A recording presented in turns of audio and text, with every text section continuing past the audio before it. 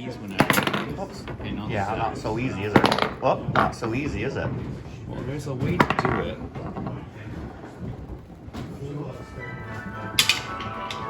I need to do some Christmas shopping today, and I'm going to be taking you along with me. But not just regular Christmas shopping, we're going back 100 years to look at toys that kids were asking for back in those days. We'll try to get an idea and sense of what Christmas was like 100 years ago. So stick around. Oh yeah, and one other thing, I'll show you how to make that top spin perfectly later in this video. Normally I'd be working on the 1/12 scale model dollhouse, which is based on a Sears kit house. But hey, Christmas is coming and I gotta get my shopping done. Sears was selling house kits between 1908 and 1942, which customers could buy and they could assemble their own houses. It took about 3 months. The houses would be shipped out by rail in 30,000 pieces. So hop on, let's journey back 100 years.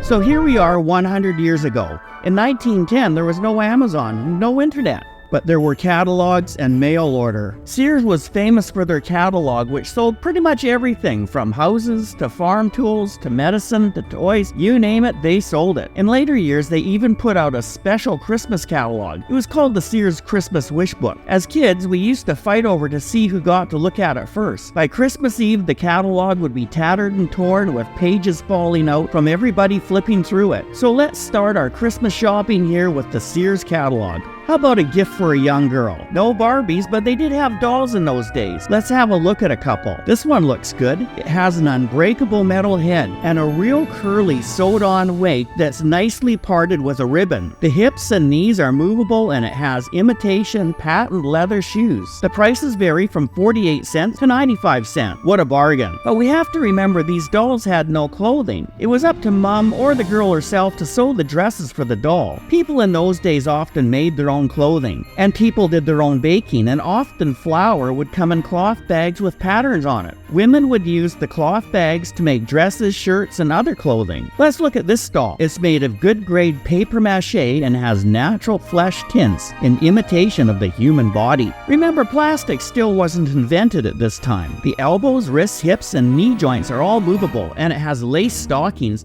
and imitation patent leather sandals. These ones sold for between 25 cents and $1.19. But again, this doll came without any clothing. But hey, it seems like a good price. Let's say the average price of a doll is 48 cents. Seems like a good deal. But wait, we have to remember this is 1908 and the average wage for an American was between $200 and $400 per year. That's about 22 cents an hour. And a Model T in those days cost $825, which was 2 to 4 times the average gross income of the average American. So in order to purchase the 48-cent doll, the average American would have to work 2.18 hours to earn enough money to buy that toy. The average wage in the United States is, say, about $27 an hour. So if we say 2.18 hours times $27, that means the doll would cost approximately $59. And that Model T, well, that would have set you back about $100,000 in today's money. If you're enjoying my video, please hit the like and subscribe button. As a new YouTuber, it really means a lot to me to know that people are actually liking my videos. And if you've liked one of my videos or subscribed to my channel, well, I just wanted to say,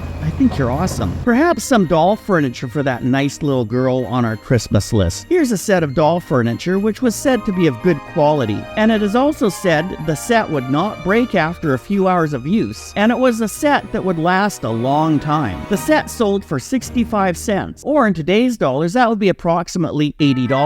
And what would we get the good boy on our Christmas list? Well, how about a train set? The prices range from about 98 cents up to $4.96. The train set at $4.96 was a lot of money, and that equates to approximately $609 in today's money. Or maybe the young boy was an aspiring hockey player. How about a pair of skates? Of course, these skates were really just blades that you would attach to your shoes. The blades would come in lengths between 6 inches and 12 inches long.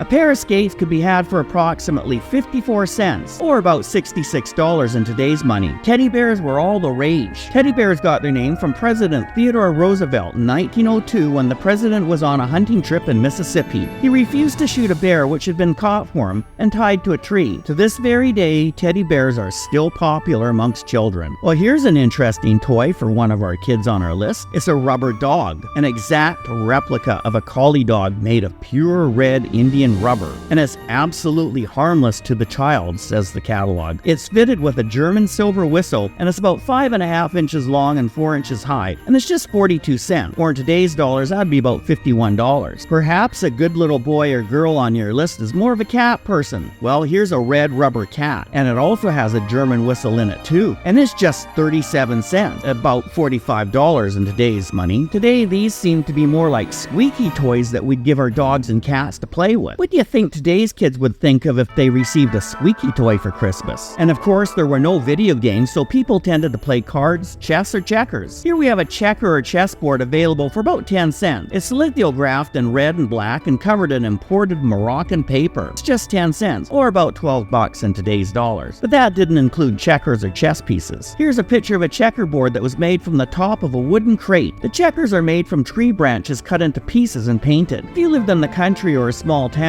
there might have only been one store, the general store, and they would sell everything from farming equipment to medicine to food products to toys for Christmas. Let's pop down to the general store and see what toys they have for Christmas. Hey look, there's some candies. Do you think Santa will bring us some candies this year? Popular at Christmas time were also oranges, probably because they were difficult to get in the middle of winter, and they had to ship them a long way. On Christmas morning, many children would find an orange in the toe of their Christmas stocking from Santa. The store clerk shows us a new game he's just received from a supplier. It's called Tiddlywinks. This game first became popular as a parlor game in Victorian England. It was invented by a banker by the name of Joseph Fincher. The game became popular around 1889 when they trademarked the name Tiddlywinks. The little discs were made from bone, and often there would be a bamboo cup that you tried to flick your Tiddlywinks into. Women in those days all knew how to sew, and if you didn't have enough money to buy a store-bought doll, you could always make a Raggedy Ann. These dolls were common between 1880 and 1938. They are easily identifiable by the red yarn hair and the triangular-shaped nose. Of course, if you were from a wealthy family, you might have had a tricycle or a scooter,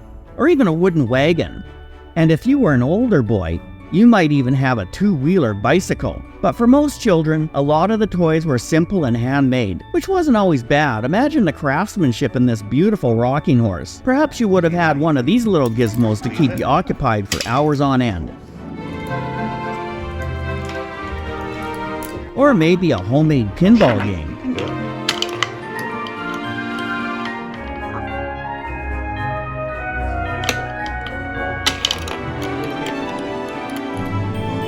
Or perhaps an educational game to help you with your math and numbers. Do you think you could swap out a video game for one of these with today's kids? Though this game might not have been welcomed in some households because it used dice. And dice and cards sometimes weren't welcomed into homes because they were associated with gambling, and a lot of people didn't like that.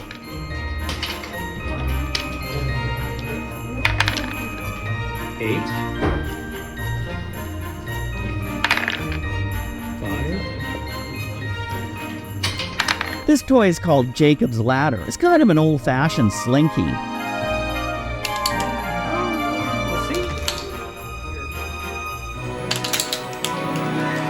And remember how we had a hard time getting that top to spin at the beginning of this video? Well, check this out. This is how you do it. And while you're at it, check out this video. I'll show you some of the other items from the Sears catalog. We'll see you in the next video.